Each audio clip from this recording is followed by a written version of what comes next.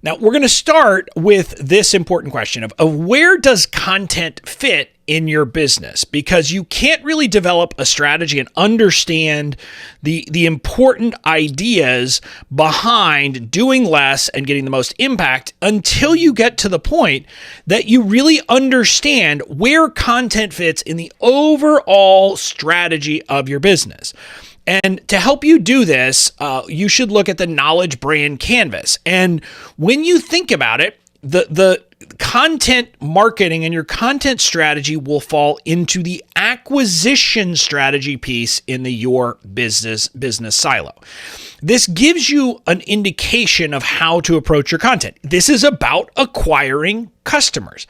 Now, I put a note here because there are some people, and I would refer to them as content creators or content publishers, content curators, and their content really is their product. And what the distinction here is, if they're selling advertising or selling sponsored posts or selling that kind of thing, then for those types of businesses, your content is actually your product. But that's not us. I don't think there's anyone that is in this membership or in my membership that falls within that bucket. But also my audience more generally are people who are using content as a marketing vehicle to market a product or market their kind of other types of products, whether it's courses, coaching, services, those types of things where they're helping people in a different way. So that's an important distinction. And I want to talk about why it is that matters. And this is a great quote from Katie White, who is the founder of a company called KW Content. And she said this: the majority of social media advice we see is coming from content creators. The problem is that content creators' entire business model is content creation. Your business has more different demands on your time. In other words, if you're thinking about how do I create content and taking content marketing or content strategy advice from people who are building a YouTube channel where what they're doing is just building a YouTube channel and then having affiliate links, and everything they do is about getting more viewers and getting, more people to come to their channel, well, that probably won't work for you if you're thinking of your content as a way to drive people to a coaching program or drive people to one-on-one work, because you got other things you got to do. And you can't spend all of your time and all of your effort creating your content.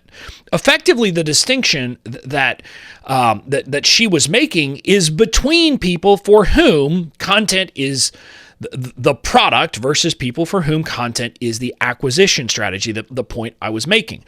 Now, she goes deeper and says that a big part of the problem is that the social media platforms actually, kind of favor the people who are content creators. And so oftentimes they are promoting training from those people. So you have to be careful when you're hearing other people talk about content and make sure that they're talking about it from your perspective.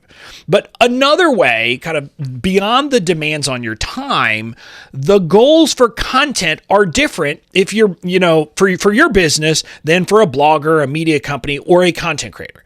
For them, because ultimately they're monetizing attention and eyeballs, really what they care most about is the number of viewers, listeners, and readers.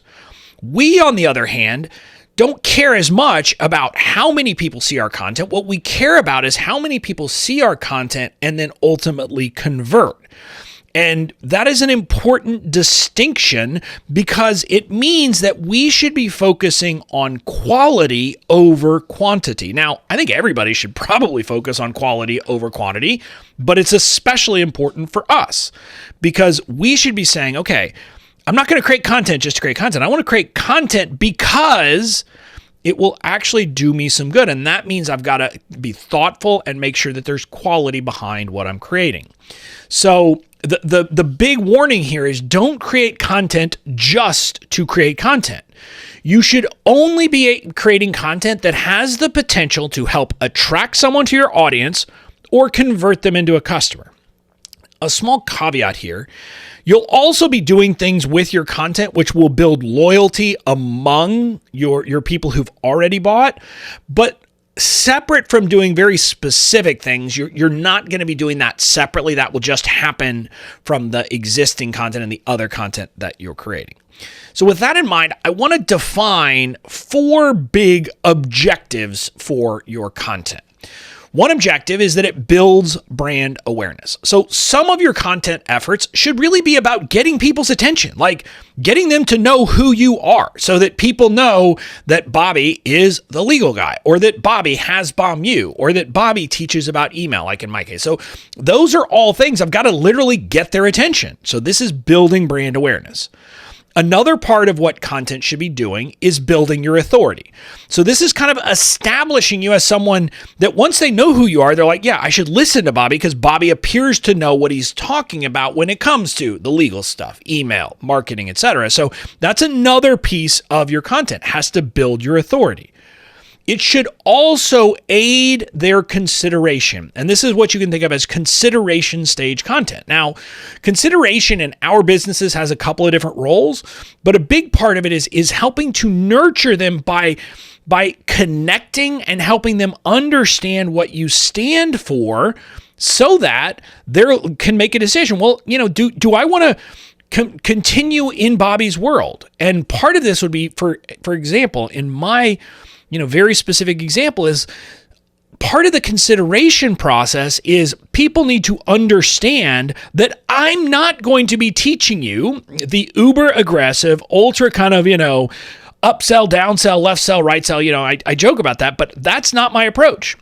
And it doesn't mean that that's right or wrong. It simply means people need to know that if that's what you're looking for, Bobby's not for you. And so that's part of consideration as well, is just to understand your approach. And then the final thing that your content needs to do is it needs to help people make the decision. And this is about helping them decide, are they going to purchase your product or services? In other words, it helps them decide whether to buy. So those are kind of 4 objectives for your content. And something I want you to note here is if you've heard a lot of people talk about content marketing generally, they don't mention the building authority. And what I mean by that is a lot of the kind of information about content marketing is driven by product brands.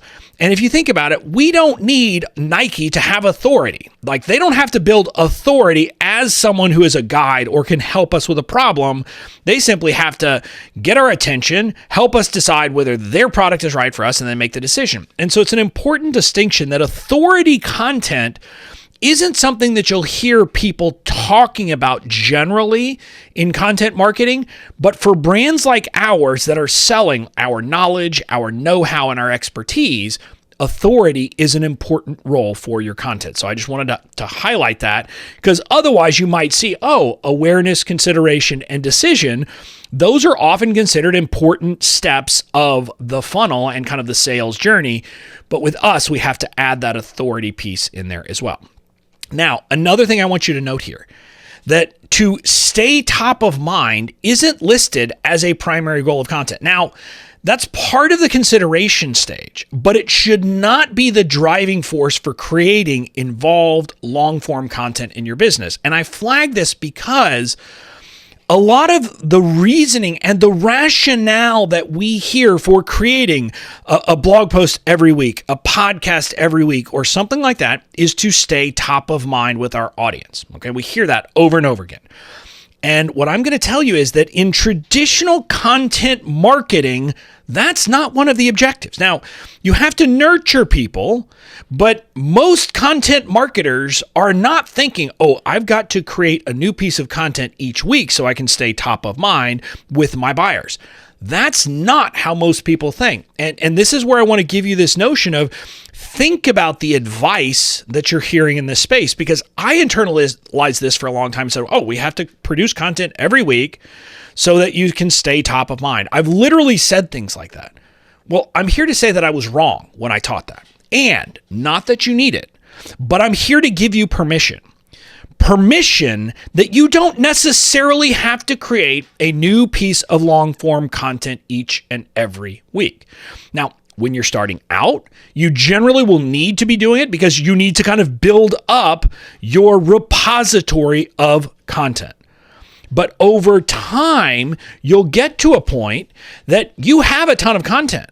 And so you can stay top of mind without recording a new blog post or recording a new podcast, writing a new blog post. You could do it, for example, with email or other, much easier things than what we're taught. And so I just wanted to highlight this so that you understand that at the end of the day, you should only be creating a piece of content if it serves a business goal.